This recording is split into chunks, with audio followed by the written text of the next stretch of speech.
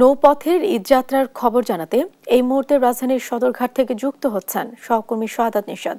Nishad, launch ঘাটে যাত্রীদের ভিড় আপনি কেমন দেখছেন? ব্যবস্থাপনা সহ সার্বিক পরিস্থিতি জানাবেন।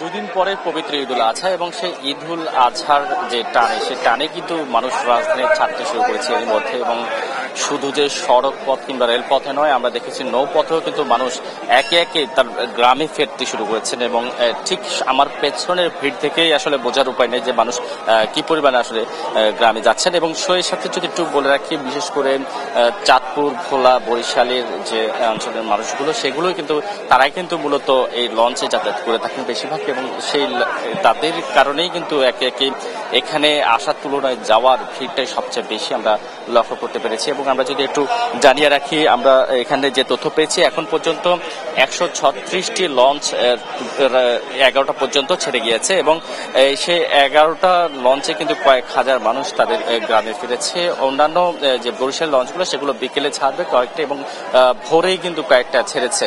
তো সবকিছু মিলে মোট 136টা লঞ্চ ইতিমধ্যে ছেড়ে গিয়েছে। এবং সাধারণ মানুষ, আমরা জানেন যে ঈদকে ঘিরে কিন্তু সবচেয়ে বেশি মানুষের ভিড় থাকে, এবং সেই ভিড়ে মানুষের সাথে যেন কোনো অনাকাঙ্ক্ষিত ঘটনা না ঘটে সেই ক্ষেত্রে আইন শৃঙ্খলা বাহিনী ব্যাপক তৎপরতা রয়েছে। বিশেষ করে কুরবানিদের কারণে অনেকে সাথে করে টাকা পয়সা বহন করেন, এবং সেই সাথে মালামাল যেগুলো বহন করেন, সেই ক্ষেত্রে কোনো ধরনের অজ্ঞান পার্টি কিংবা মনন পার্টির খপ্পরে যেন না পড়ে সেক্ষেত্রে কিন্তু ব্যাপক তৎপরতা আমরা লক্ষ্য করতে পেরেছি। এখানে পোস্ট কার্ড থেকে এখানে ব্যাপক প্রস্তুতি লক্ষ্য করা যাচ্ছে। পোস্ট কার্ডের মাধ্যমেই আমরা দেখছি যে এখানে তৎপরতা চালাচ্ছেন। এবং সেই সাথে আমরা দেখছি অন্যান্য যে বাহিনীগুলো, আইন শৃঙ্খলা বাহিনী, তারাও কিন্তু তৎপরতা চালাচ্ছে। এবং একই সাথে মানুষের যে কোনো দুর্ঘটনা ঘটতে কিন্তু নৌবাহিনী থেকে শুরু করে নৌ পুলিশের ডুবুরি দলও কিন্তু প্রস্তুত রয়েছেন। সবকিছু মিলে এই ছিল সদরঘাট লঞ্চ টার্মিনাল থেকে আমার কাছে থাকা সবশেষ খবর।